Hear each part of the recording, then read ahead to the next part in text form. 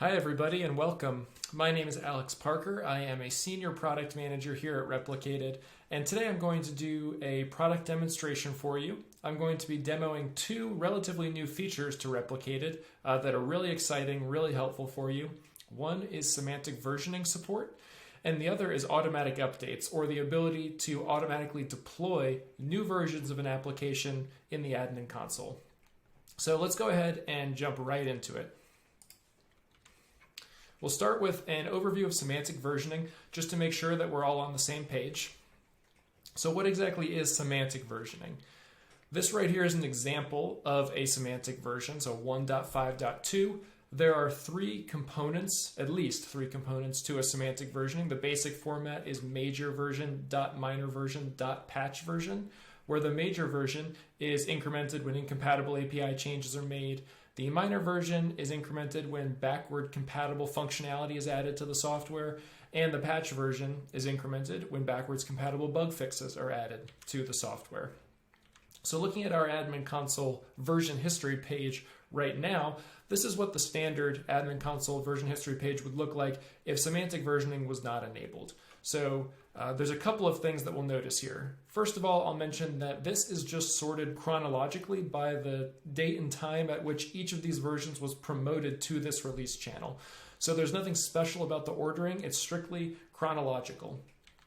A couple things to note is that we can have different types of versions mixed in here. We have a semantic version, we have a version that's not a semantic version, and there's no consistent scheme here for how we're versioning. We can just sort of make the version label anything we want to make it, and that's valid. And as a result, there's no way to sort these things logically, and that's why everything is just sorted chronologically. And that leads to another problem here where you can see we have a patch release. This is a 1.0.1 release, but you can see that is being presented as the latest available release, even though there's a 2.0.0 release that's already here, and someone could have this deployed. But since 1.0.1, that patch release was created later, it will actually look like a later release. So there's several shortcomings to this strictly chronological sorting. The first is that you cannot maintain multiple major and minor versions within the same channel. For that very reason that we just saw, any new release is going to appear as the latest version in the admin console. And that's only going to let you move forward. You can't easily patch any release other than the latest release because if you do, it's just going to appear at the top of the list. People have gotten around this by using different release channels for major and minor versions, but it'd be great to be able to do that within the same channel.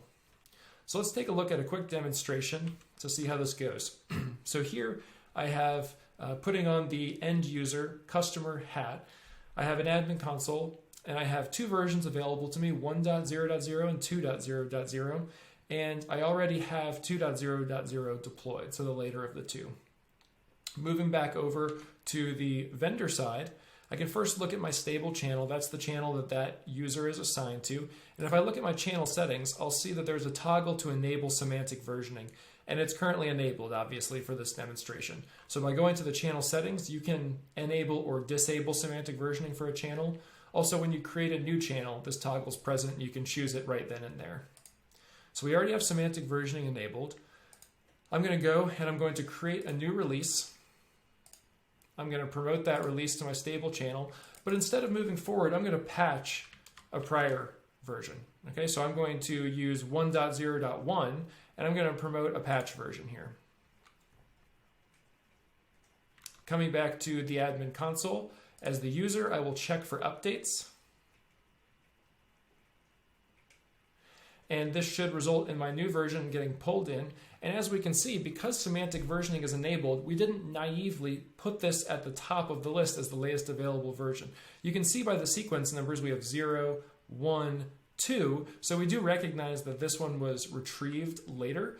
But because semantic versioning is enabled, we're going to slot this right into the correct spot so that this user who already has the 2.0 major release deployed isn't going to try to move backwards to this 1.0.1 patch release because they're already past that. They don't have a need to do that. One other thing that I can do as a vendor is I can come in here, I can create a new release, promote it, and let's say that I try to promote something that is not a semantic versioning. semantic version. I'm going to get an error here that says that we couldn't parse this version label because it's not a semantic version, which is great. So returning here, just to reiterate, what are some of the benefits here? First of all, like I just showed, is that we're going to verify that the version label is a valid semantic version.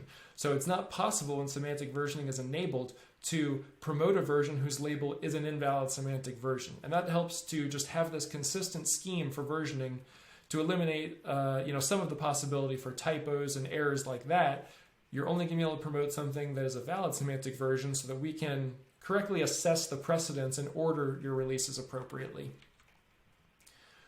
Next, as we saw, this will let me maintain multiple major and minor versions in the same release channel. So just because I promote a patch version or a new minor version after a new minor or major version that is already later, doesn't mean that my ordering is going to be screwed up. With semantic versioning support in the admin console, we'll order these things appropriately so you can maintain all the major and minor versions right from that same channel, and no one is going to be presented with an opportunity to accidentally downgrade because they see a patch release as being later when in fact it's earlier. So that's just going to let you patch those previous versions right from that same release channel.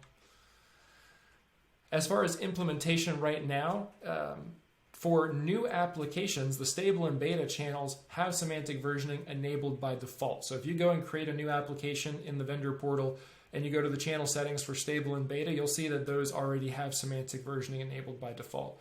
For any pre-existing applications, we haven't changed those settings, but you're free to go in there and toggle that on if you want to start leveraging semantic versioning support. But we'll also default it for these new applications. Now to move on to the second feature that we're going to highlight here, we'll talk about automatic updates. Now, there has been an automatic update check within the admin console for some time, and this is what that modal looks like in the admin console, and this allows you to configure an interval at which the admin console is going to check for new versions. The default is 4 hours, so by default, admin consoles that are online, obviously, are checking for new versions every 4 hours, but nothing's ever deployed. This is just to pull those versions into the version history in the admin console to make the end user aware of them and allow them to triage them, look into them, look at the diff, deploy them, whatever it is that they need to do.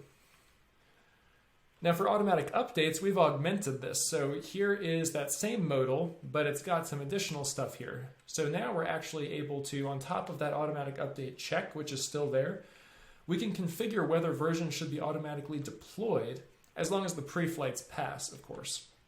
So this new section at the bottom here allows us to determine whether we want to automatically deploy new versions. And this example here is for a channel that doesn't have semantic versioning enabled. So in that case, there's just a single checkbox that you can choose to enable automatic deployment.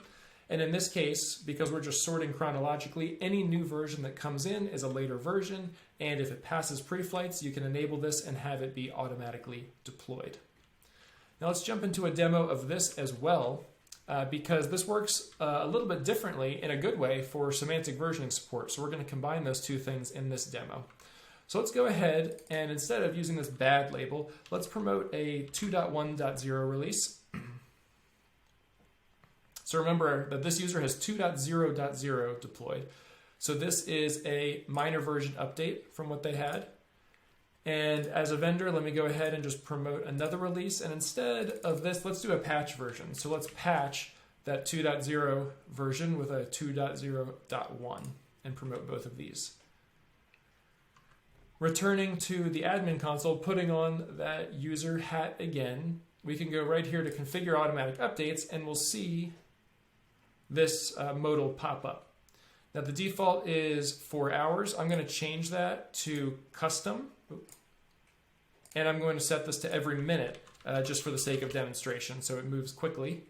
And for automatically deploy new versions, I see this isn't just a checkbox, it's a little more than that. I cannot automatically deploy new versions, but I can also decide to automatically deploy new patch versions, new patch and minor versions, or new patch minor and major versions, so all new versions in that case.